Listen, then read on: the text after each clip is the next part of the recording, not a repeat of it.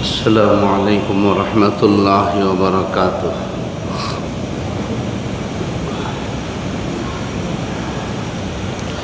الحمد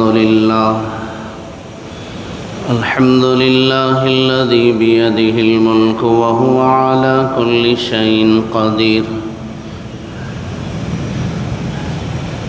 الحمد للہ الذی لیس کمثلہ شیء وہو السمیع البصیر۔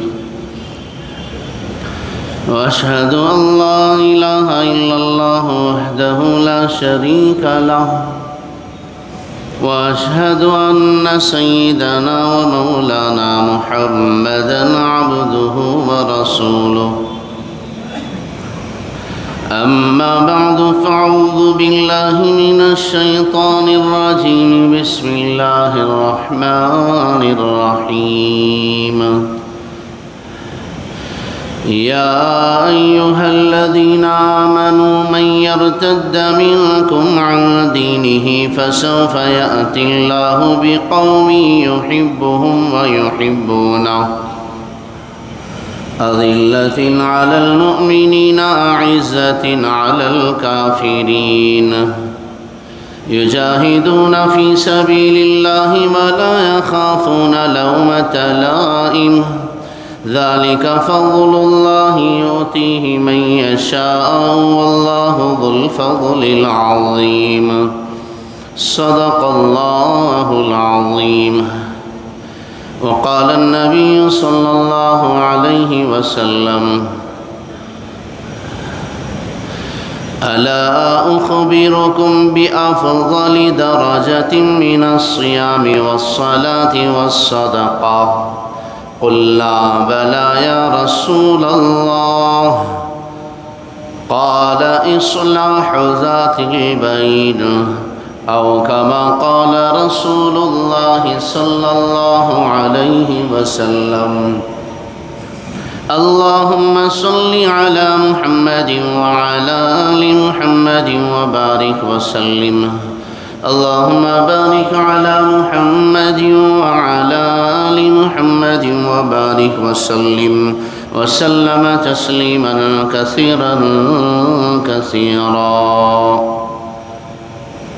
بزرگان محترم و نوجوانان اسلام، گزشتہ چند جمعہ سے آپ حضرات حضور اکرم صلی اللہ علیہ وسلم کی عمر مبارک کے 25ویں سال کے حالات کو، واقعات کو سماعت فرما رہے تھے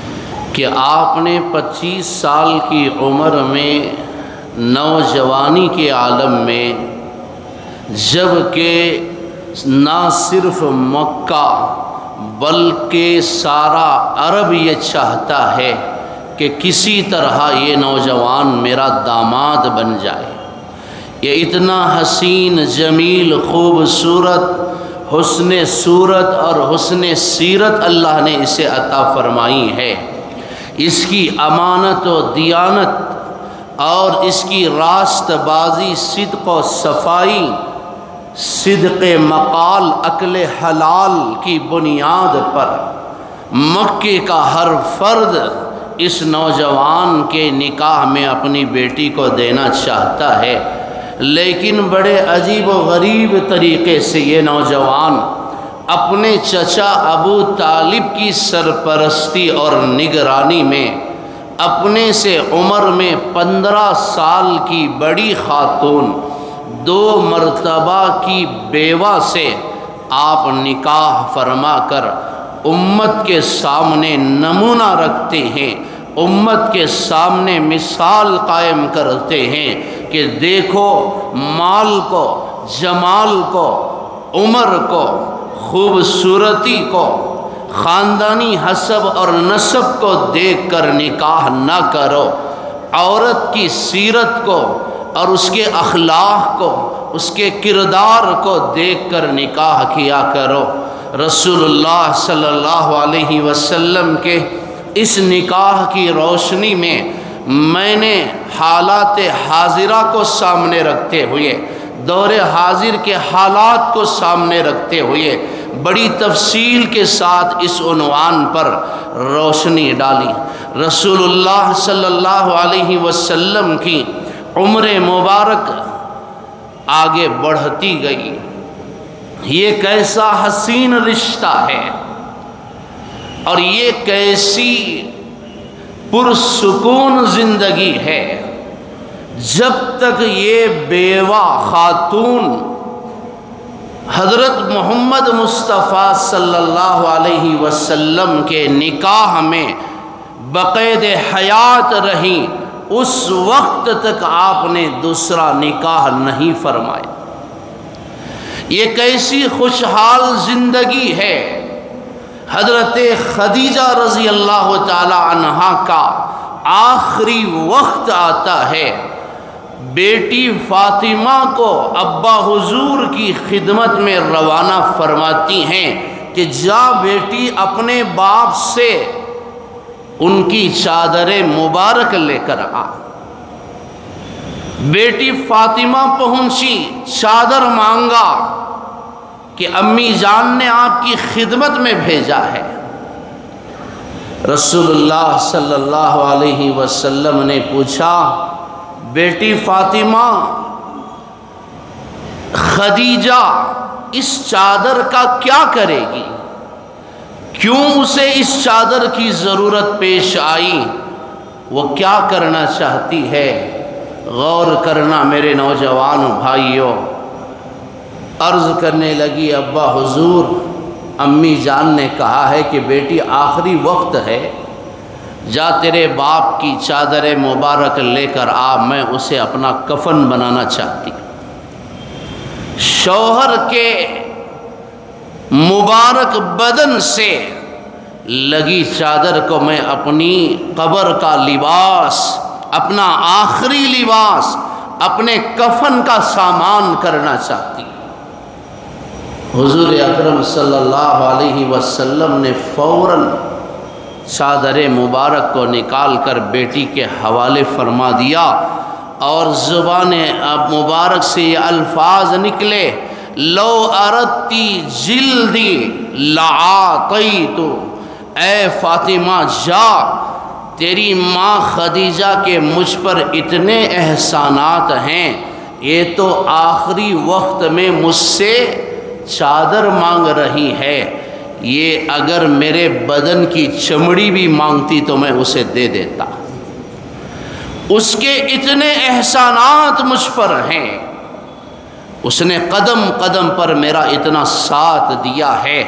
میرے محترم نوجوان بھائیوں، گھروں کو آباد کرنا چاہتے ہو تو یاد رکھنا، مال سے، دولت سے، سونے چاندی سے، خوبصورتی، جمال اور کمال سے کبھی تمہارے گھر آباد نہیں ہوں گے، کبھی تم خوشحال زندگی کو دیکھ نہیں سکتے، مال کبھی تمہاری زندگی میں خوشی نہیں لا سکتا۔ اخلاق کو سدھارو، کردار کو سنوارو، اپنے باطن کی اصلاح کرو، اخلاق سے تمہارے گھر آباد ہوں گے۔ زندگی گزرتی گئی، وقت ٹلتا گیا، 35 سال کی عمر میں یہ نوجوان قدم رکھتے ہیں۔ کفار مکہ جہاں ہر قسم کی برائیاں ان کے اندر تھیں، لیکن کافر ہونے کے باوجود وہ لوگ کعبۃ اللہ سے، اللہ کے گھر سے اتنی محبت رکھتے تھے، اپنی جانوں کو وہ قربان کرنے کے لیے تیار، مگر کبھی ان کو یہ بات پسند نہیں کہ کعبے پر کوئی آفت آئے، اللہ کے گھر پر کوئی مصیبت اور پریشانی آئے۔ وہ کافر ہو کر اللہ کے گھر سے محبت رکھتے تھے، اللہ کے گھر کے حق کو ادا کرتے تھے، اللہ کے گھر کی حفاظت کرتے تھے۔ افسوس ہے اے مسلمانوں آج تم پر، آج تم نے اللہ کے گھر کو عبادت کا نہیں، سیاست کا مقام بنایا ہے۔ وہ پارلیمنٹ میں، وہ اسمبلی میں، ویدھان سبھا میں کیا سیاست ہوگی جو آج مساجد میں سیاست چلتی ہے؟ وہ سیاسی لوگ کیا سیاست کریں گے جو آج مساجد کو بنیاد بنا کر، اسٹیج بنا کر آج لوگ محلے اور معاشرے میں سیاست کرتے ہیں؟ اللہ کے گھر کو کبھی انہوں نے اپنے مفاد کے لیے استعمال نہیں کیا، اپنی غرض کے لیے، اپنے فائدے کے لیے کبھی انہوں نے اللہ کے گھر کی عزت کا سودا نہیں کیا۔ مکے کے کافر دیکھتے ہیں کہ کعبۃ اللہ کی دیواریں کمزور پڑ چکی ہیں، دراڑ پڑ چکی ہے، ان قریب یہ گھر کہیں منہدم نہ ہو جائے، ہوا کے جھونکوں میں، بارش کے زور میں کہیں یہ زمین بوس نہ ہو جائے۔ مکے کے کافر مشورہ کرتے ہیں کہ اب وقت آ چکا ہے کہ کعبے کی تعمیر کی جائے، اس کی دیواروں کو مضبوط کیا جائے اور اسے مزید محفوظ بنایا جائے۔ سارے مکے کے کافر مل کر بیٹھتے ہیں۔ میرے محترم بھائیوں، غور کرنا، جو مشورہ ہوا اس مشورے میں سب سے پہلے یہ بات طے پاتی ہے کہ دیکھو یہ اللہ کا گھر پاک ہے، اس پاک گھر کی تعمیر میں ناپاک کمائی نہیں لگنا چاہیے، حرام مال کعبے کی تعمیر میں ہم نہیں لگائیں گے، چوری کا مال اللہ کے گھر کے لیے نہیں دیں گے، لوٹ مار ڈکیتی کا، جھوٹ کا، سود کا مال ہم اللہ کے گھر کی تعمیر میں نہیں لگائیں گے۔ چلو محنت کرتے ہیں، مزدوری کرتے ہیں۔ مکے کے بڑے بڑے کافر جا کر مزدوری کرتے ہیں، مال کو جمع کرتے ہیں، تو مال اتنا نہیں جمع ہوا، چندہ اتنا نہیں ہوا جس سے کعبۃ اللہ کی مکمل تعمیر ہو سکتی۔ حلال مال اتنا جمع نہیں ہوا، حرام مال تو پڑا ہے۔ چنانچہ جب انہوں نے چندے کو جمع کیا تو مال اتنا کم تھا کہ کعبے کے کچھ حصے کو ان کو باہر نکالنا پڑا اور کچھ حصے زمین کو چھوڑ کر ان کو کعبے کی تعمیر کرنی پڑی اور کچھ رد و بدل کرنا پڑا، تبدیلی لانی پڑی۔ 2 دروازوں کے بجائے 1 دروازہ انہوں نے لگا دیا پیسوں کی کمی کی وجہ سے کہ مال حلال کا چاہیے، حرام کا نہیں۔ چنانچہ انہوں نے حتیم کا جو حصہ ہے اسے باہر کر دیا۔ کعبے کے 2 دروازے تھے، ایک سے لوگ اندر داخل ہوتے تھے، دوسرے سے لوگ باہر نکلتے تھے۔ انہوں نے اس کے 1 دروازے کو ختم کر دیا، 1 دروازہ لگا دیا۔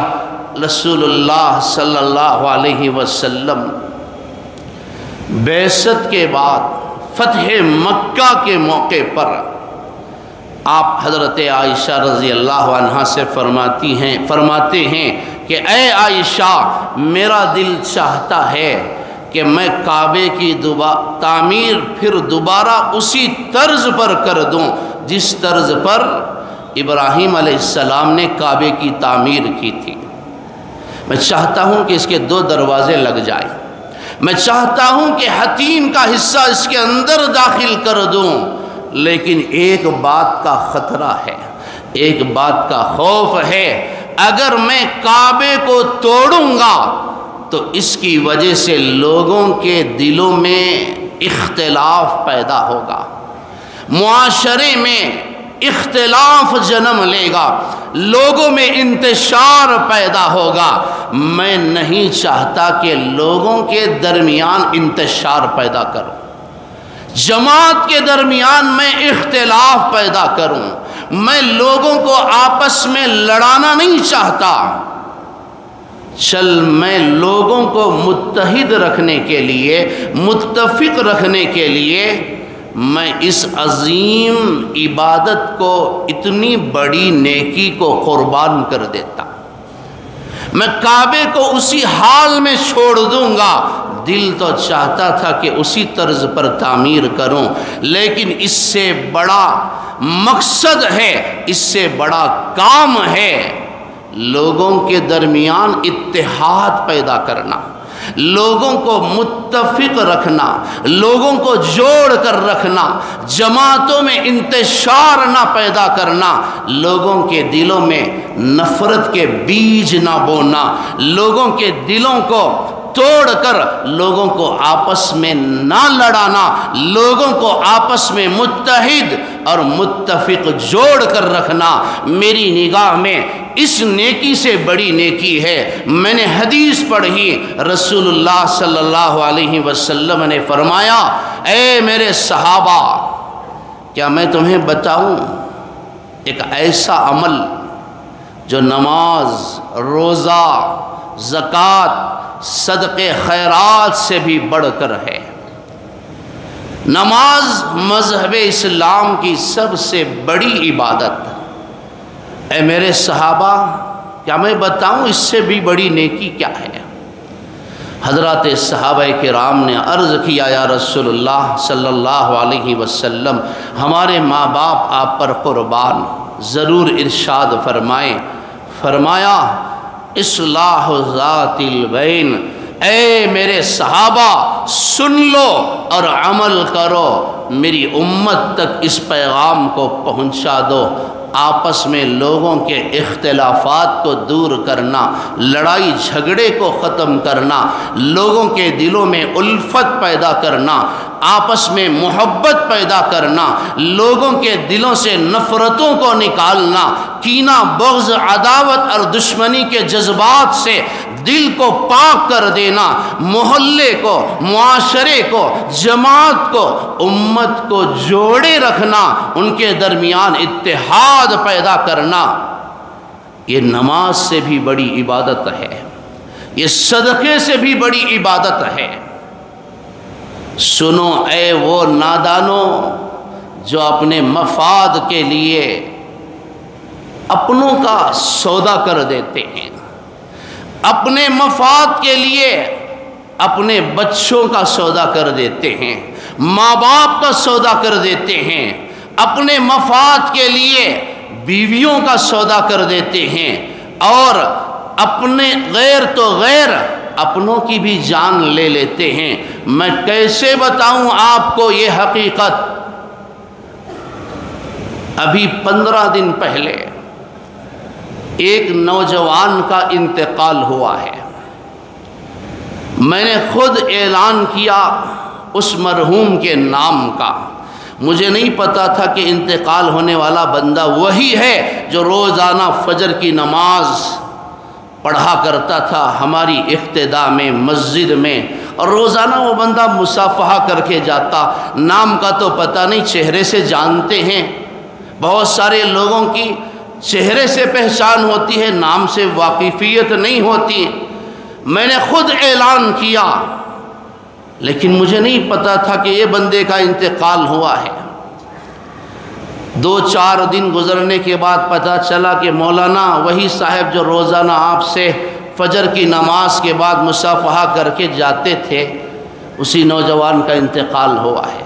میں نے تفصیلات معلوم کی تو یقین جانو میرے محترم نوجوان بھائیوں کہ اس بندے کا انتقال خود اس کے بچوں کی وجہ سے ہوا ہے۔ خود اس کے بچوں نے اسے مار دیا۔ کس طرح مارا؟ بچے نوجوانی میں گانجے کی لت میں مبتلا ہو گئے، نشہ کی بیماری اور لعنت میں گرفتار ہو گئے، گھر کا سامان بیچتے گئے۔ اس مجبور باپ نے کئی مرتبہ کوشش کی اور مجھ سے خود آ کر کہتا تھا، مولانا ان کے لیے دعا کریں۔ کوئی ایک بچہ ہوتا، 3 بچے، سب اس لعنت کا، اس بیماری کا شکار۔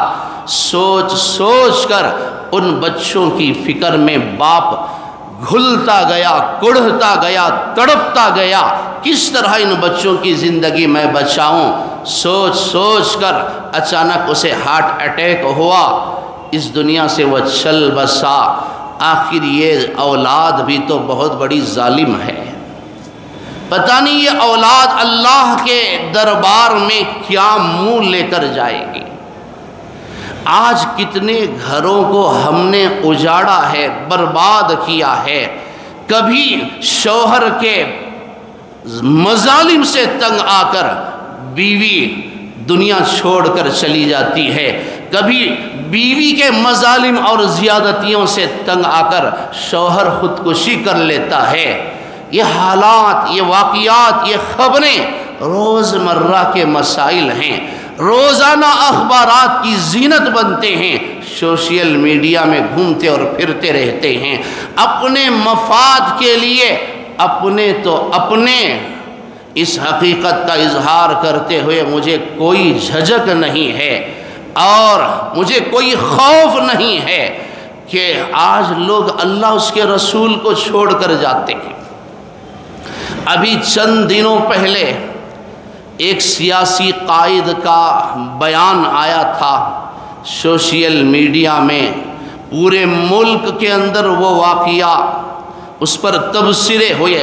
ہمارے اس بنگلور کے، ہمارے اس علاقے کے بالکل پڑوس کے رہنے والے سیاسی قائد، مسلمانوں کے ووٹ لے کر جنہوں نے اپنی سیاست کی روٹیاں سیکی ہیں اور اپنی سیاست کی کرسی بنائی ہے اور سیاست کی کرسی پر براجمان ہوئے ہیں، وہ بندہ جو نام کا مسلمان ہے، میں نام لے لیتا لیکن شریعت اجازت نہیں دیتی کہ میں منبر و محراب پر ان کا نام لوں۔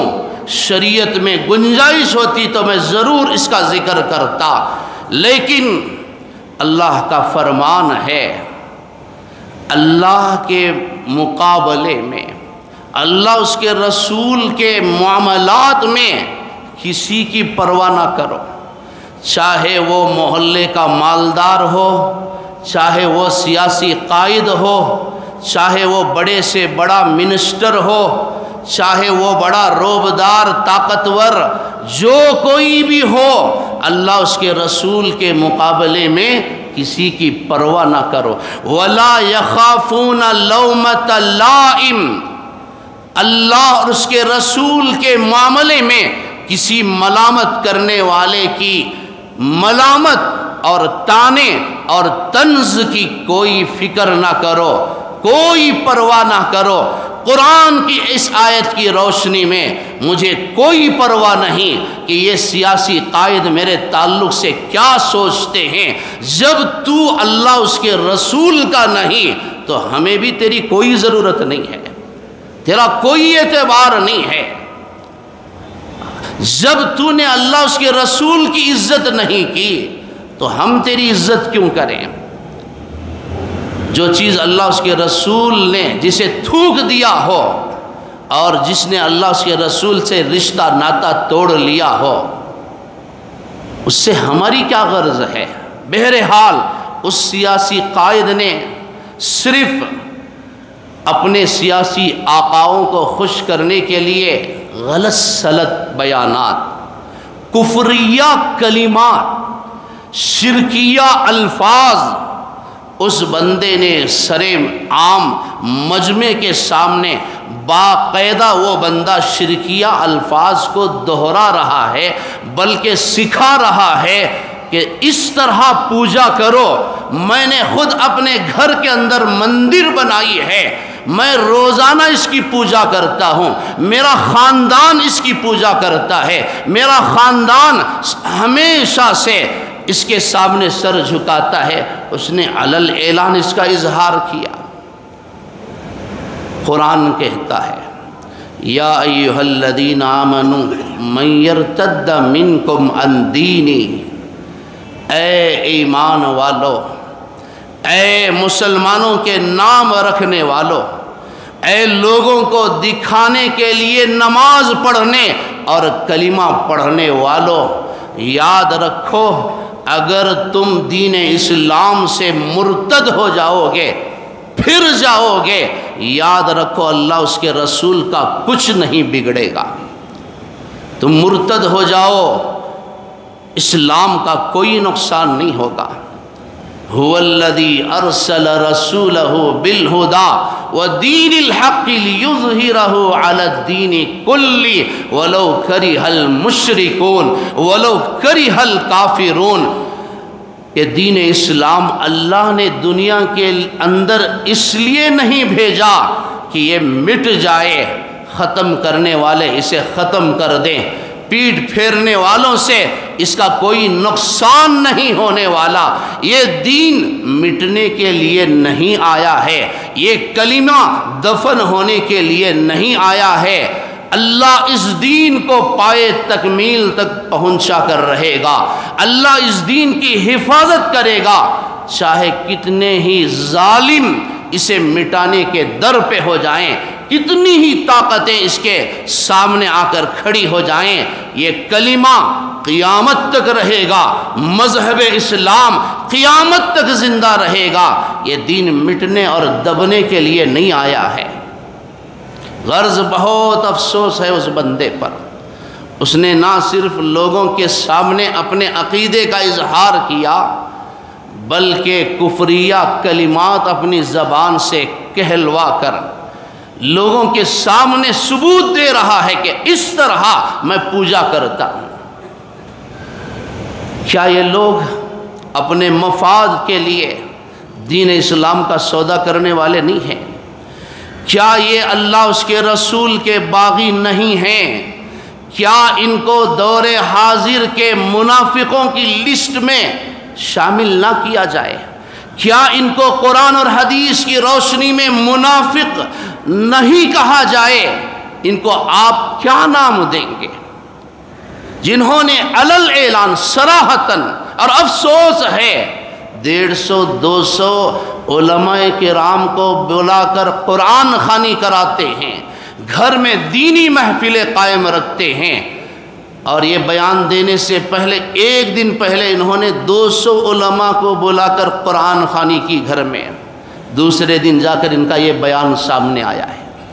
بس ہم قرآن اور حدیث کی روشنی میں ایسے لوگوں کے لیے ہدایت کی دعا کریں گے، توبہ اور استغفار کی دولت اور نعمت اللہ ان کو نصیب فرمائے، اسلام کی نعمت کو سمجھنے کی اللہ ان کو توفیق عطا فرمائے، مرنے سے پہلے اللہ ان کو توبہ کی توفیق عطا فرمائے۔ میرے محترم بھائیوں، گزری ہوئی تاریخ بتاتی ہے آج بھی کئی سیاسی لوگ اونچے اونچے منصبوں پر، عہدوں پر وہ فائز تھے، لیکن یہ تاریخ ہے اور یہ حقیقت ہے، جب انہوں نے اپنے سیاسی آقاؤں کو خوش کرنے کے لیے شرکیہ الفاظ کا زبان سے انہوں نے اظہار کیا، اپنی سیاست کو مضبوط کرنے کے لیے اور اپنی سیاسی کرسی کو بچانے کے لیے انہوں نے کفر کا سہارا لیا، تو اللہ نے ایسا گرایا، ایسا ذلیل کیا، اور اللہ نے ایسا ان کو ناکام کر دیا، سیاست کی بلندیوں سے اس طرح ذلیل کر کے نیچے گرا دیا۔ آج غیر تو غیر، ان کو ان کے اپنے بھی آج پہچاننے سے انکار کرتے ہیں، ان کے اپنے بھی ان کو دیکھ کر راستہ بدل لیتے ہیں۔ سن لو کان کھول کر، جو سیاست کو بچانے کے لیے کفر کا سہارا لے گا، سیاسی کرسی کی حفاظت کے لیے کفر کا سہارا لے کر سیاست میں آگے بڑھنا چاہے گا، وہ دن ضرور آنے والا ہے کہ اللہ تیری کرسی کو توڑے گا، اللہ تجھے ذلیل کرے گا، اللہ بڑی ذلت کے ساتھ اس سیاست کا خاتمہ کرے گا۔ اپنے مفاد کے لیے مسلمانوں کا، اسلام کا سودا نہ کرو۔ پچھلے ہفتے ملک کے اندر جو تقریبات ہوئے، جو افتتاح عمل میں آیا، کروڑوں دل ٹوٹ گئے، کروڑوں لوگوں نے آنسو بہائے، بڑے افسوس کا اظہار کیا۔ میں اس تفصیل میں جانا نہیں چاہتا، کیا وجہ ہے کہ ہماری دعائیں قبول نہیں، کیا ہے؟ سامنے لوگ، ظالم کا ظلم اور بڑھتا گیا اور اسے تقویت ملتی گئی۔ حضرات علماء نے فرمایا الکفر ملت واحدہ، کفر ایک ملت ہے، ایک طاقت ہے، اور ان کی اسکیمیں ہمیشہ سے چلتی رہیں اور اتفاق سے ان کی اسکیمیں اور سازشیں کامیاب بھی ہوتی رہیں۔ لیکن حقیقت یہ ہے کہ کفر کی سازشیں اور اسکیمیں اس لیے کامیاب نہیں ہوتی کہ وہ طاقتور ہیں یا وہ اکثریت میں ہیں یا ان کی حکومت ہے، اس لیے ان کی اسکیمیں کامیاب نہیں ہوتی۔ کفر کی سازشیں اور اسکیمیں کامیاب اس لیے ہوتی ہیں کہ یہ قوم جسے جاگنا چاہیے تھا وہ قوم سو چکی ہے۔ یہ قوم جسے اللہ کے رسول صلی اللہ علیہ وسلم نے ملت واحدہ، ایک امت بنایا تھا، آج یہ امت بکھر چکی ہے۔ یہ آپس میں لڑنے میں مصروف ہیں، یہ آپس میں ایک دوسرے کی ٹانگ کھینچنے میں مشغول ہیں، یہ آپس میں ایک دوسرے کے خلاف سازشیں کرنے میں مصروف ہیں، یہ آپس میں ایک دوسرے کو گرانے میں مصروف ہیں۔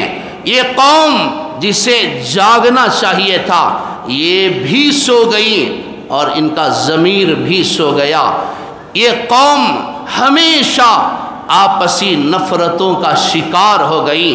اس قوم کے آپسی اختلافات نے، اس قوم کے آپسی انتشار نے کفر کی ہر اسکیم کو کامیاب کر دیا، ان کی ہر سازش کامیاب ہوتی چلی گئی۔ زندگی بھر حضور اکرم صلی اللہ علیہ وسلم نے اس امت کی وحدت کی، اتحاد کی دعائیں مانگی۔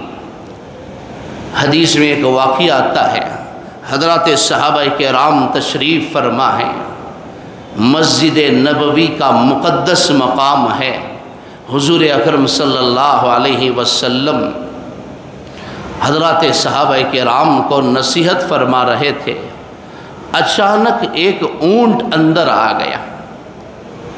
وہ چھوٹی سی مسجد تھی، آج کی طرح 1 کلومیٹر کے کم و بیش فاصلے پر نہیں، کھجور کے پتوں کی چھت تھی اور مٹی کا فرش تھا، بالکل مختصر سی مسجد تھی۔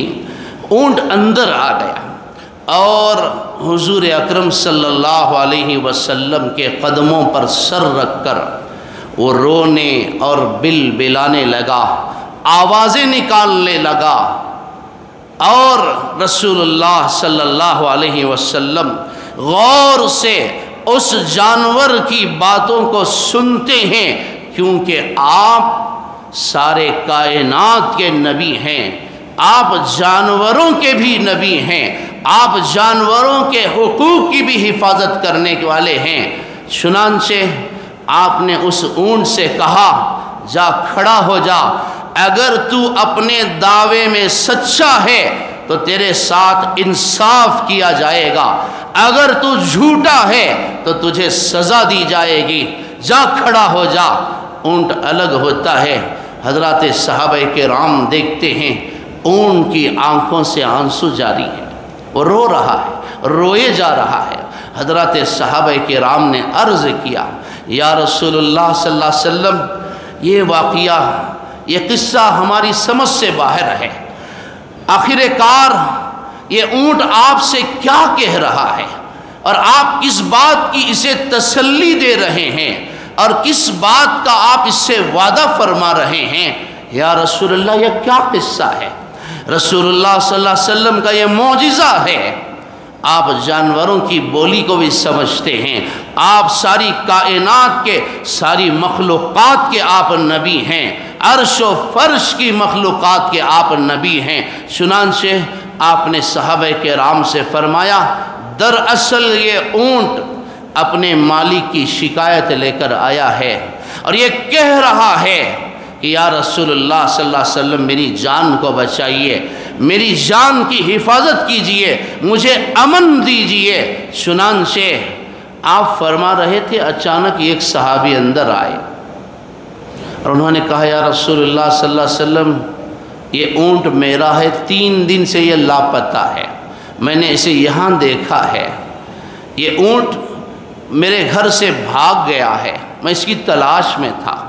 حضور اکرم صلی اللہ علیہ وسلم نے فرمایا یہ اونٹ تمہاری شکایت لے کر آیا ہے۔ یا رسول اللہ اس نے کیا کہا؟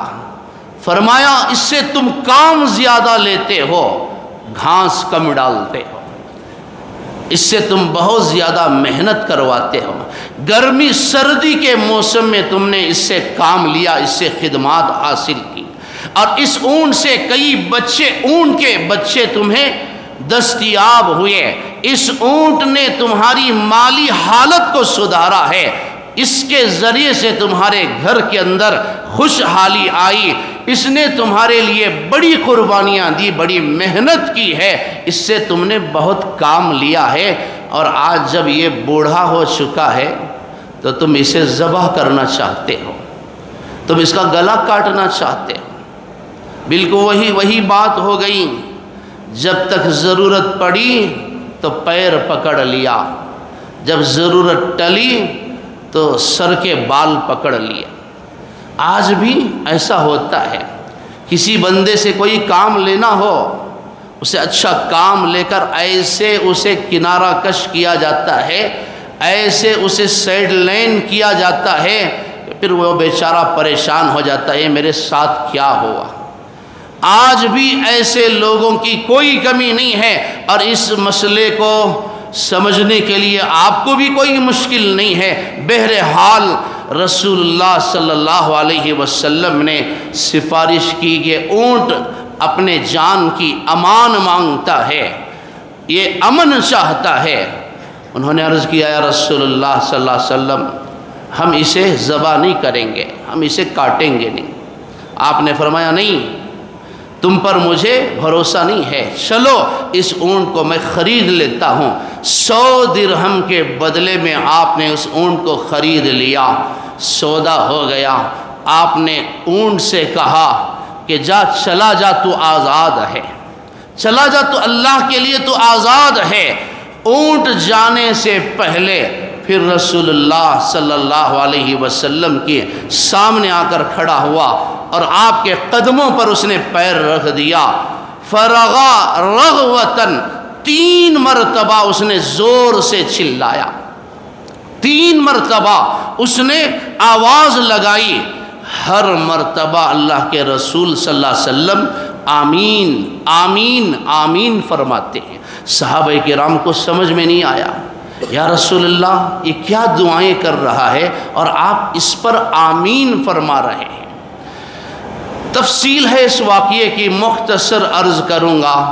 رسول اللہ صلی اللہ علیہ وسلم نے ارشاد فرمایا جب میں نے اس اونٹ کے جان کو بچایا، اس کے خون کی حفاظت کی، تو اس اونٹ نے میرے سامنے 3 دعائیں کی، 4 دعائیں کی، 3 دعاؤں پر آپ آمین فرماتے ہیں۔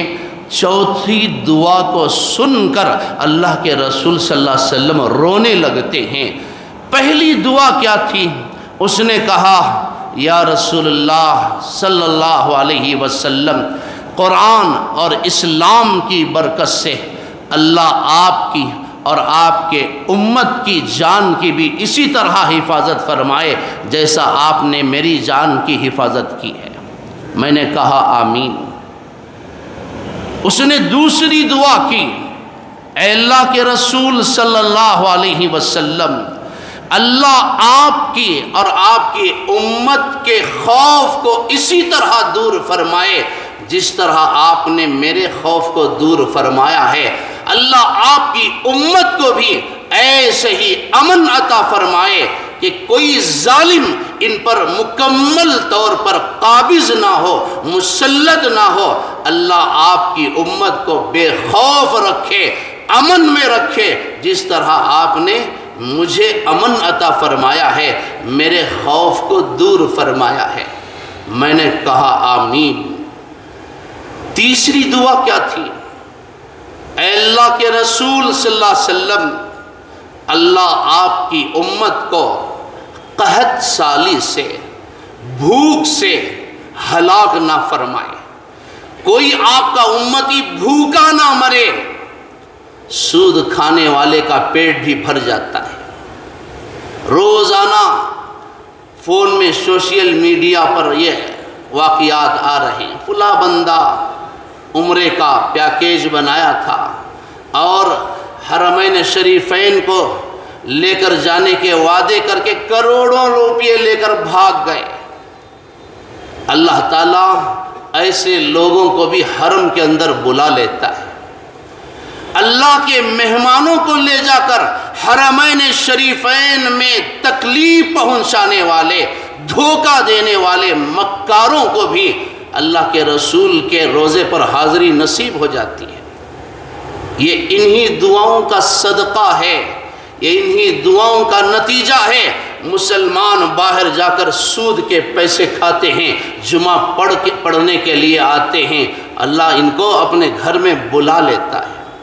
ایک سائڈ دو آدمیوں کو بیچتے ہیں، آتے ہیں اللہ کے گھر میں، عمروں کو جاتے ہیں، رمضان حرم میں گزارتے ہیں، اللہ مہلت دے دیتا ہے۔ ذرہم یخوضوا ویلعبوا ذرنی والمکذبین اولی النعمہ ومہلہم قلیلا۔ چھوڑو ان کو، میں نے مہلت دی ہے، میں ان کی توبہ کا انتظار کر رہا ہوں۔ جانور نے کہا آپ کی امت قحط سالی سے، بھوک سے ہلاک نہ ہو۔ آج کون بھوکا مرتا ہے؟ آج حرام کھانے والے زیادہ لقمے کھاتے ہیں، حلال کھانے والوں کو کم کھانا نصیب ہوتا ہے۔ اللہ کے رسول صلی اللہ علیہ وسلم نے آمین فرمایا۔ اب چوتھی دعا کیا تھی جس پر اللہ کے رسول صلی اللہ علیہ وسلم اون کے ساتھ آپ بھی رونے لگے؟ آخر یہ کون سی دعا جانور نے دی؟ اللہ کے رسول کو رونا کیوں آیا؟ آپ کے آنکھوں سے آنسو کیوں چھلک پڑے؟ اس دعا کے اندر ایسی کیا بات تھی، کیا حکمت تھی؟ اللہ کے رسول کیا چاہتے تھے؟ کس درد نے آپ کو رلایا؟ کیوں آپ آنکھوں سے آنسو بہانے پر مجبور ہو گئے؟ یہ حقیقت کیا ہے؟ اور اس دعا کے نتیجے میں ہمیں کیا سبق ملتا ہے، کیا نصیحت ملتی ہے؟ انشاءاللہ آئندہ جمعہ میں اس کی تفصیلات عرض کروں گا۔ ایک جانور اللہ کے رسول کی خدمت میں حاضر ہو کر دعا مانگتا ہے، اللہ کے رسول اس کے حق میں آمین فرماتے ہیں۔ اللہ کے رسول نبی ہو کر آنسو بہاتے ہیں۔ جبرائیل نہیں آئے تھے، کسی صحابی کی یہ دعا نہیں تھی، کسی مظلوم کی یہ دعا نہیں تھی، ایک جانور کی دعا کے اندر وہ کیا طاقت تھی جس نے نبی کے آنکھوں سے آنسو نکال دیے۔ اس کی تفصیلات انشاءاللہ آئندہ جمعہ میں آپ حضرات کی خدمت میں عرض کروں گا۔ اللہ تبارک و تعالی ساری امت مسلمہ کے اندر اتحاد اور اتفاق پیدا فرمائے، امت مسلمہ کو آپس میں الفت نصیب فرمائے، ایک دوسرے کے مال کی، عزت کی، جان کی، آبرو کی حفاظت کرنے کی اللہ ہم سب کو توفیق عطا فرمائے۔ خاص طور سے دور حاضر کے فرعونیوں سے، نمرودوں اور شدادوں سے سارے عالم اسلام کی، بالخصوص فلسطین کے خاک و خون میں تڑپتے مسلمانوں کی حفاظت فرمائے۔ ہمارے اس ملک کے مساجد کی، مدارس کی، تمام مسلمانوں کی اللہ خاص طور سے حفاظت فرمائے۔ وآخر دعوانا الحمد للہ رب العالمین۔